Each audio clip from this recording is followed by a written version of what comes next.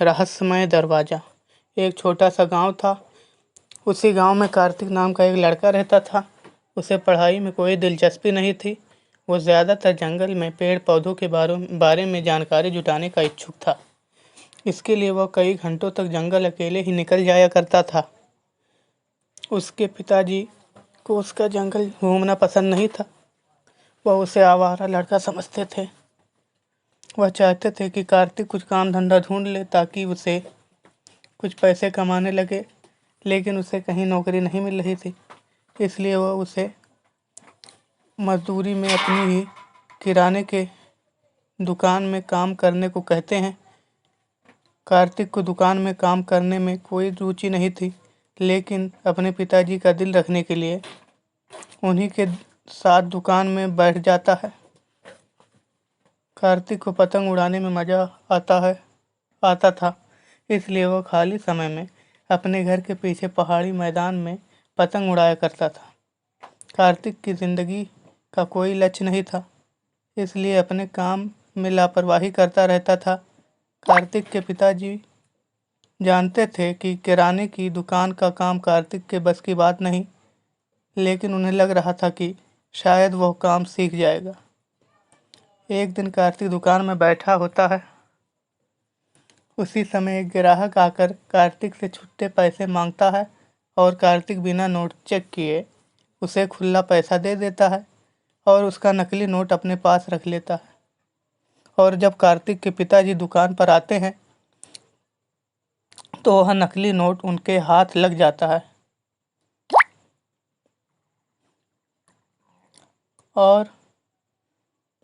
और जब उन्हें सारी बात पता चलती है, वह गुस्से से कार्तिक को दुकान से निकाल देते हैं और कहते हैं, तुम दोबारा दुकान पर मत बैठना। कार्तिक को अपने पापा की बात बुरी नहीं लगती है। दरअसल उसे दुकान में बैठना बिल्कुल पसंद नहीं था और वह चाहता था कि उसके पापा उसे दुकान में न बुलाएं। कार्तिक अपने घर पर पहुंचकर अपनी पतंग लेकर पहाड़ी के किनारे आ जाता है और वहीं वो अपनी पतंग उड़ाने लगता है। पतंग उड़ाते वक्त हवाएं तेज हो जाती हैं। कार्तिक की पतंग आसमान में लहराने लगती है।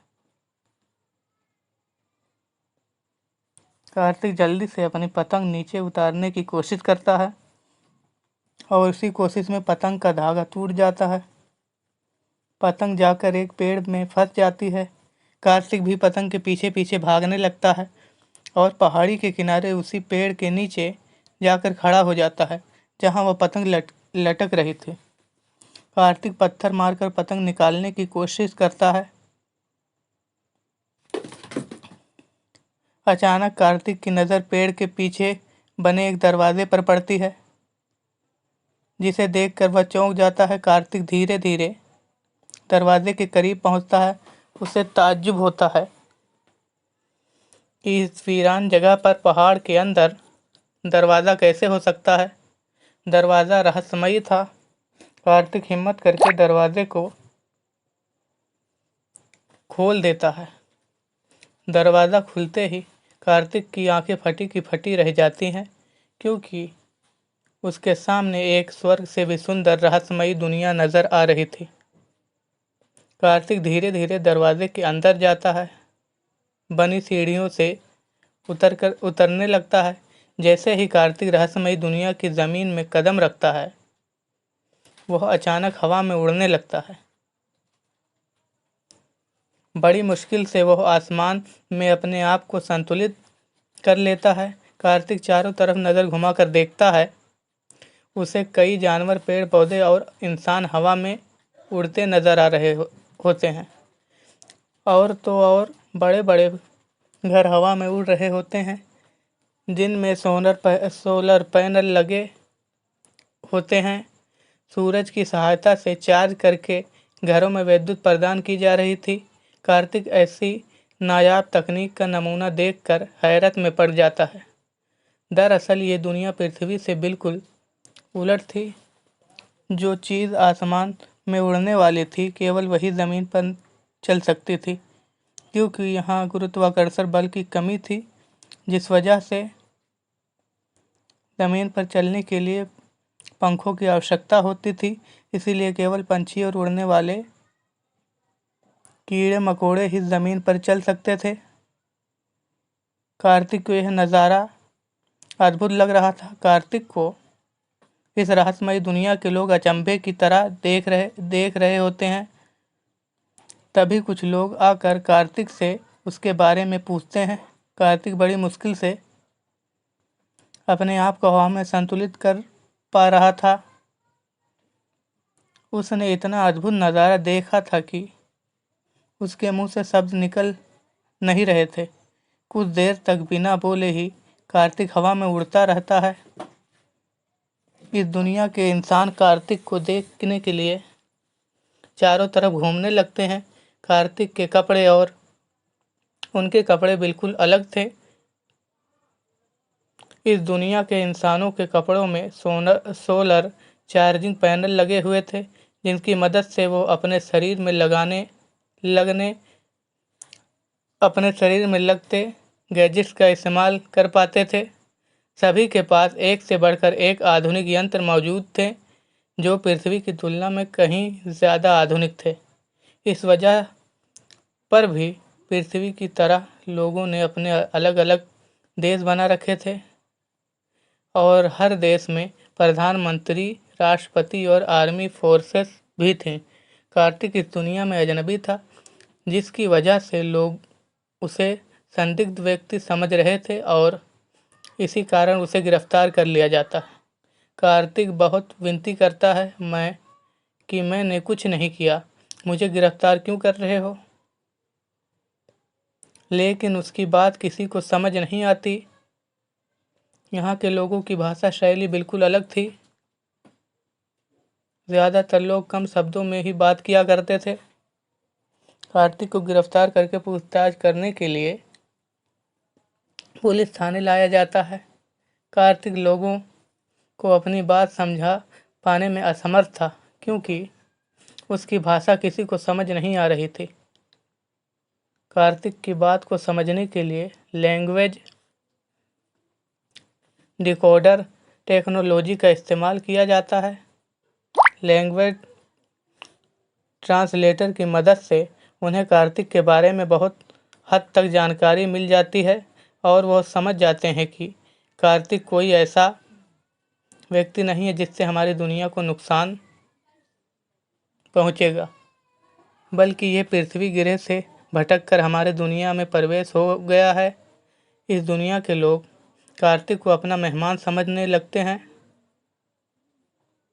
कार्तिक के खाने पीने के लिए शाही व्यंजकों की तैयारी की जाती है।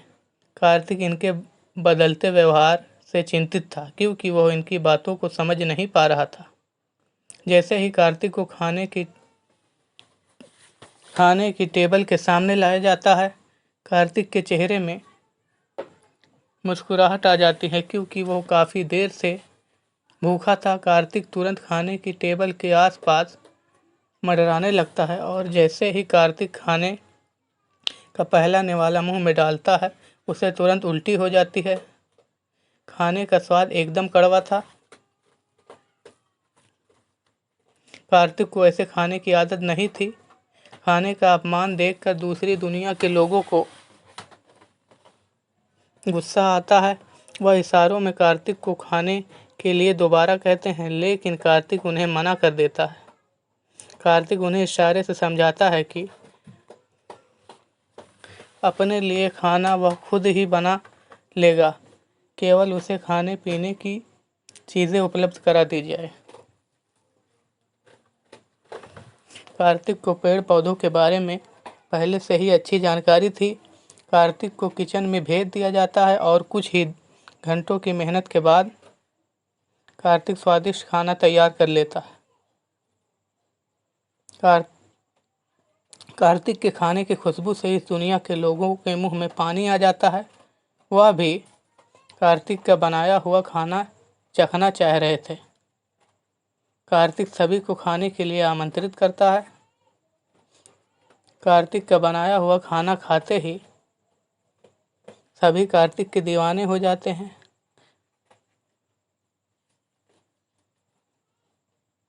उन्होंने आज तक इतना स्वादिष्ट खाना नहीं खाया था।